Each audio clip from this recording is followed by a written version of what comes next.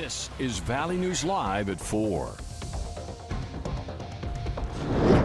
We begin with breaking news this early evening. The New York Post is reporting that Ken Starr, a former federal judge whose investigation of Bill and Hillary's Clinton Whitewater scandal uncovered the 42nd president's affair with Monica Lewinsky and led to the second impeachment of a president in American history, died today at a Houston hospital. The former U.S. Solicitor General was 76 years old.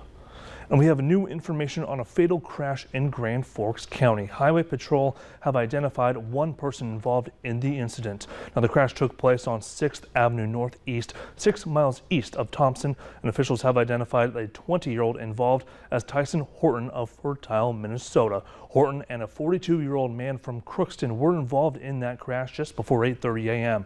Horton was in a Dodge Charger and was eastbound when he crossed the center line and collided head-on with that 42-year-old man who was in a Ford truck.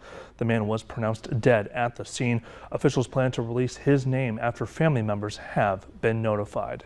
Now taking a look outside and getting a check of our forecast. Summer, it's been cooler and even a bit hazy today. What's the very latest right now?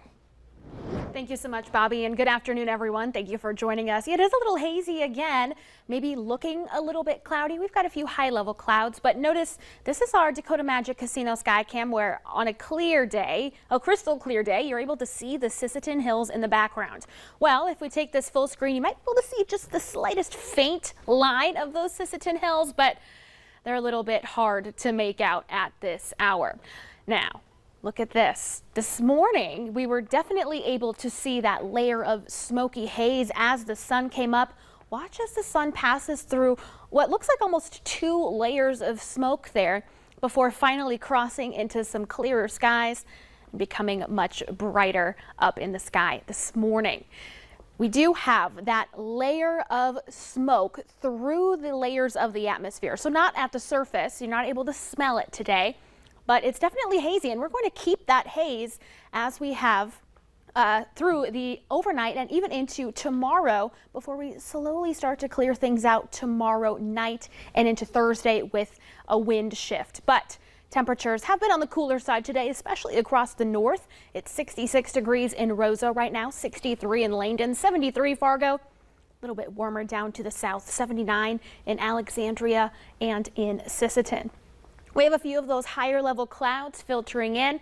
So Bobby, clouds will be on the increase for tomorrow, along with the chance of some sprinkles. I'll let you know when we have some better chances for rain here in just a little bit. Gotcha. All right, Summer, thank you so much. A lot to go over. Well, recreational marijuana is on the ballot this November, and today the state budget office determined that it might cost the state money if passed. However, that's not the entire picture.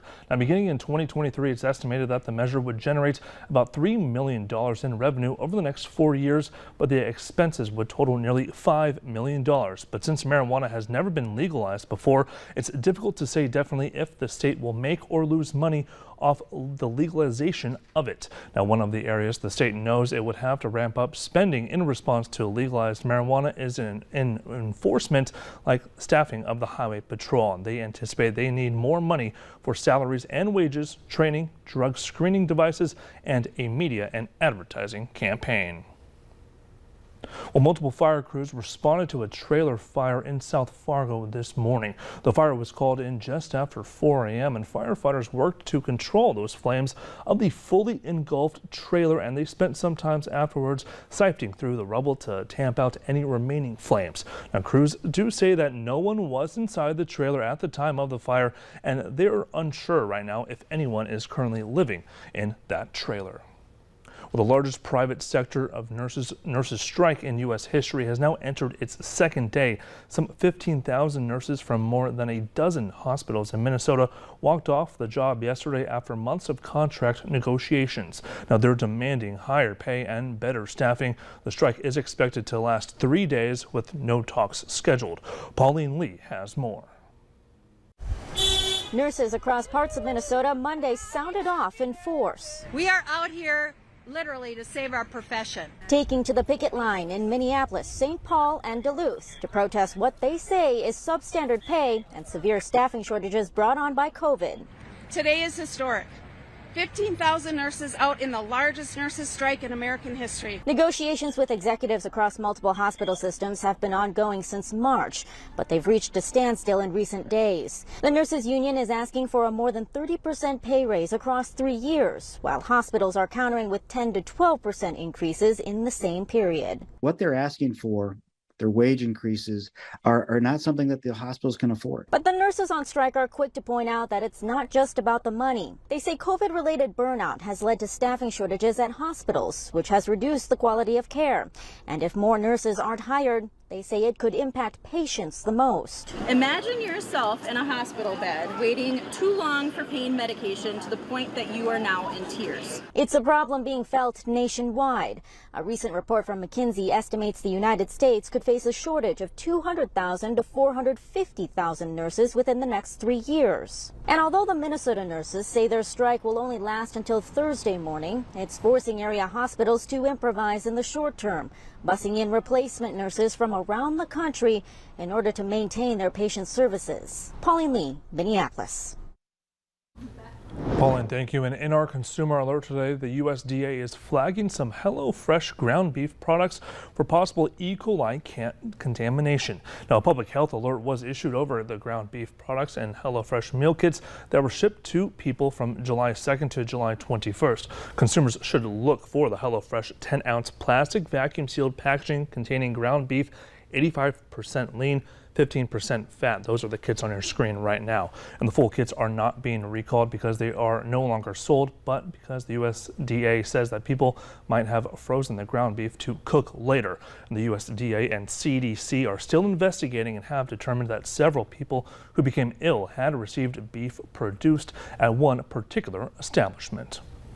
Well, the 112 veterans on the North Dakota and Minnesota honor flight are flying back home right now. It's after a full day of visiting more memorials around the Capitol. First this morning, the veterans visited the World War II Memorial and got a group photo that prompted many random tourists to stop and thank the veterans. For one vet from East Grand Forks, it was an extra special visit. He brought along a picture of his dad, a World War II veteran that was never able to make the trip himself. I mean, in my heart, I think he's here.